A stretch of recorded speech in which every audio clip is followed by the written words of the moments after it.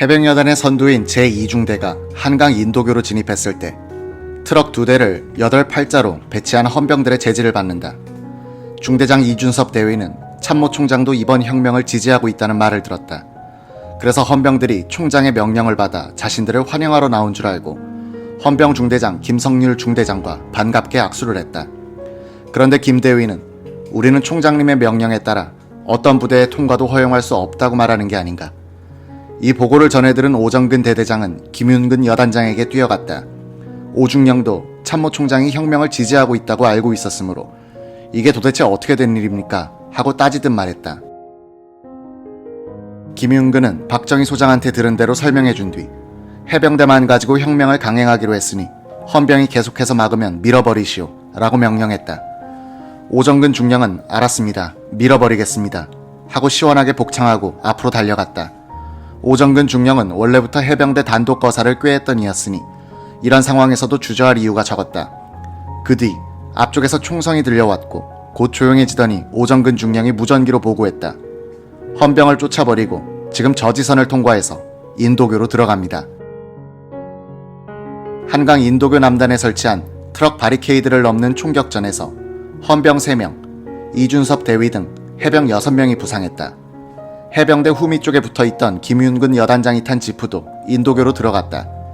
바리케이드로 놓아둔 트럭은 엔진이 꺼져 있어 치우는데 시간이 걸릴 듯했다. 김윤근 여단장은 지프에서 내렸다. 중지도 쪽에서 또 총성이 들렸다. 오정근 중령이 달려왔다. 중지도에 제2저지선이 있고 헌병이 저항합니다. 혹시 이 다리에 폭파장치를 해두었을지 모르니 병력을 일단 노량진 쪽으로 빼는 것이 어떻겠습니까? 폭파장치가 그리 쉽게 되겠소. 걱정 말고 밀어붙이시오. 그런데 저 저지선의 트럭 헤드라이트 불빛이 눈에 거슬려요. 저것부터 깨부숴버려요. 오정근 중령은 중지도 지점에 설치된 제2저지선의 헤드라이트를 겨냥해서 일제 사격을 하게 됐다. 불빛이 꺼지자 제2저지선도 돌파됐다. 김윤근 준장은 한강 인도교의 반을 지나 이제는 용산 쪽으로 걸어갈 수 있었다. 서서히 움직이던 해병대 차량 종대는 다시 정지했다. 오정근 중령이 다시 달려왔다. 큰일입니다. 또 다른 저지선이 있습니다. 큰일은 무슨 큰일이요. 저지선이 있으면 돌파해버려야지. 그러나 김윤근도 앞으로 저지선을 몇 개나 더 돌파해야 할지를 생각하니 걱정이 됐다. 날은 이미 밝아오기 시작하는데 아직 한강 다리에서 우물거리고 있으니 실패라면 살아서 욕을 보느니 자결해버려야지 하는 생각을 하니 아내와 새 아이의 얼굴이 스쳐 지나갔다. 그러다가 트럭에 탄 장병들을 보고는 마음을 고쳐먹었다. 아니다.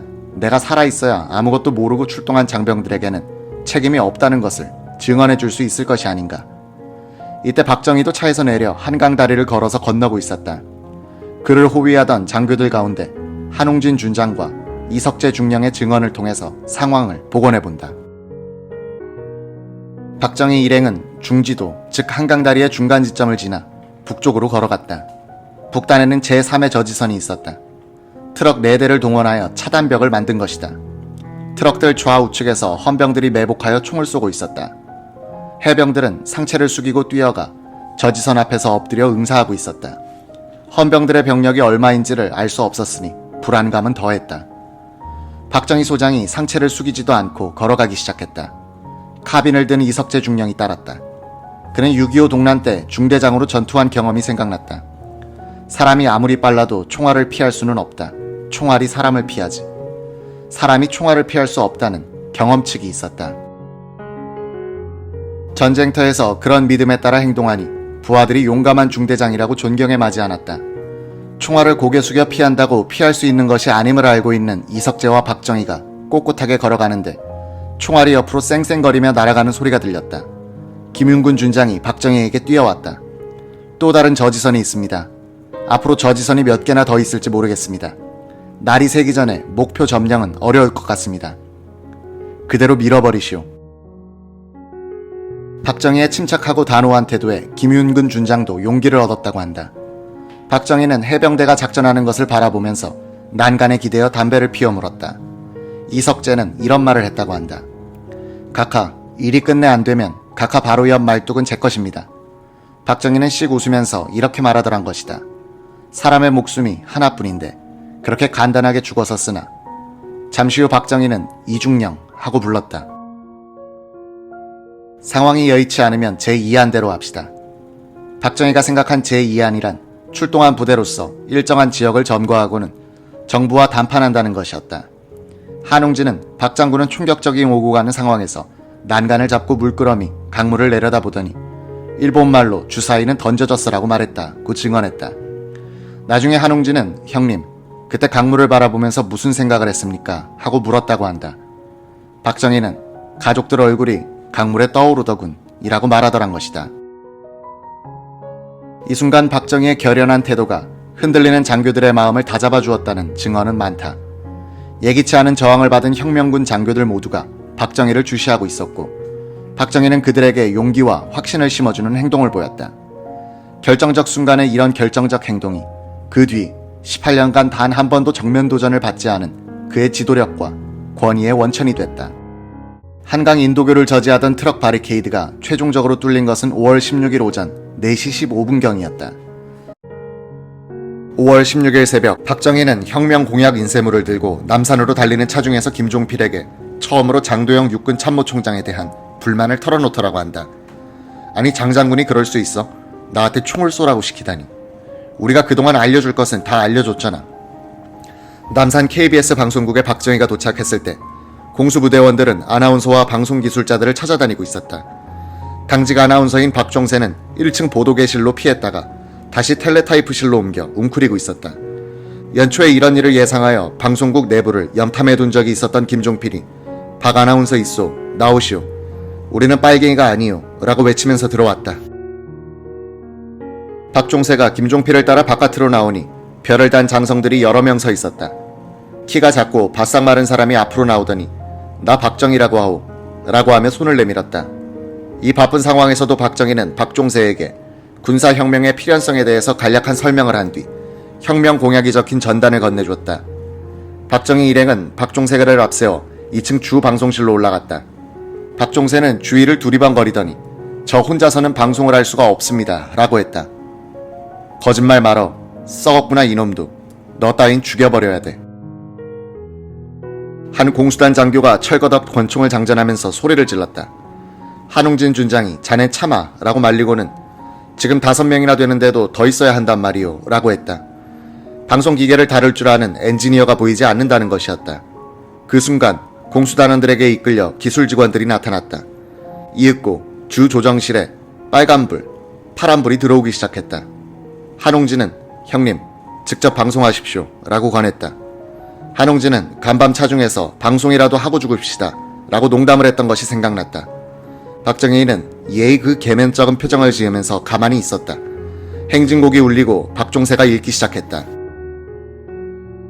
친애하는 애국동포 여러분, 은인자중하던 군부는 드디어 금조미명을 기해서 일제히 행동을 개시하여 국가의 행정, 입법, 사법의 3권을 완전히 장악하고 이어 군사혁명위원회를 조직하였습니다. 군부가 걸기한 것은 부패하고 무능한 현 정권과 기성 정치인들에게 더 이상 국가와 민족의 운명을 맡겨둘 수 없다고 단정하고 백척간두에서 방황하는 조국의 위기를 극복하기 위한 것입니다. 군사혁명위원회는 첫째, 반공을 국시의 제1, 2로 삼고 지금까지 형식적이고 구호에만 그친 반공체제를 재정비 강화할 것입니다. 둘째, 유엔 헌장을 준수하고 국제협약을 충실히 이행할 것이며 미국을 위시한 자유우방과의 유대를 더욱 공고히 할 것입니다.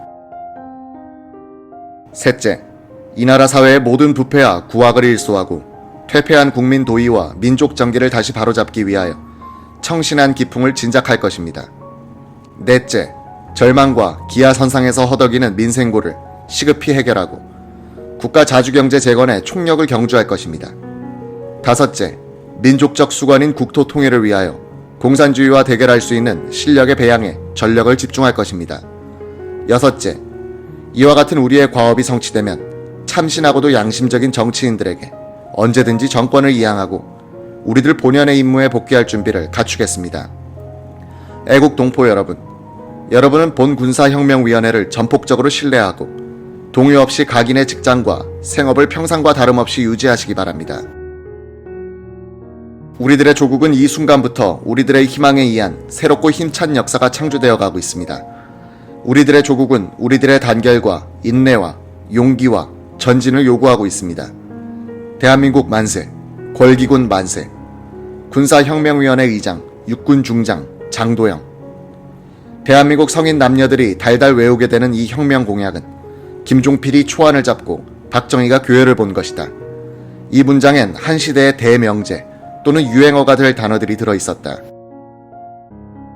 구악, 기성정치인, 청신한 기풍, 기하선상, 참신한 등등. 이 혁명 공약문은 정치인들이 즐겨 쓰는 관념적인 용어가 적은 대신에 구체적이고 실용적인 표현들이 많다. 언어가 사상을 표현하고 사상이 시대를 만들어간다면 이 혁명 공약문은 실사구시, 즉 현실과 사실에서 논리와 가치를 추구하는 것을 행동 윤리로 삼고 있는 새로운 국가 지도층의 등장을 알리는 것이기도 했다. 박종세 아나운서는 이 방송문을 되풀이해서 읽었다. 꼿꼿이 서서 방송 장면을 바라보고 있던 박정희는 부하들이 각하 한 번만 꼭 직접 방송을 하십시오 라고 권해도 말없이 고개를 가로저었다. 이석재 중령은 혁명 방송이 나간 뒤 안도감과 함께 허탈해지는 것을 느꼈다. 아무 사무실이나 문을 열고 들어가 소파에 앉았다. 맞은편 여직원에게 물 한 잔 주시오라고 했다. 여직원이 끙끙대면서 말했다. 저 다리가 움직이질 않아요. 공포감 때문에 허리가 빠진 것이었다. 자신의 이름이 도용되고 있는 사이 장도영 총장은 비로소 병력 동원 명령을 내린다. 소공동에 있던 서울 방첩대 사무실에서 지휘를 하고 있던 그는 해병대와 공수단 병력이 한강 다리를 건너 시내로 진입하고 있다는 보고를 받자 수색 34단 이상국 준장에게 전화를 걸었다. 간밤에 반란 기도를 제압한 이 준장의 목소리는 아직도 화가 풀리지 않고 있었다. 장도영은 지금 어느 정도의 병력을 출동시킬 수 있는가 하고 물었다. 1개 중대 정도는 되겠습니다. 장도영은 다른 장교를 시키면 또 반란군으로 돌변할지 모른다고 생각해서 사단장이 직접 지휘하여 서울로 들어와 시청을 경비하라고 지시했다. 전군을 통틀어 제2공화국을 수호하기 위해서 출동한 병력은 1개 중대가 유일했다. 이 중대도 시청에 도착했을 때는 혁명군에 접수되어 총구를 거꾸로 돌리게 된다.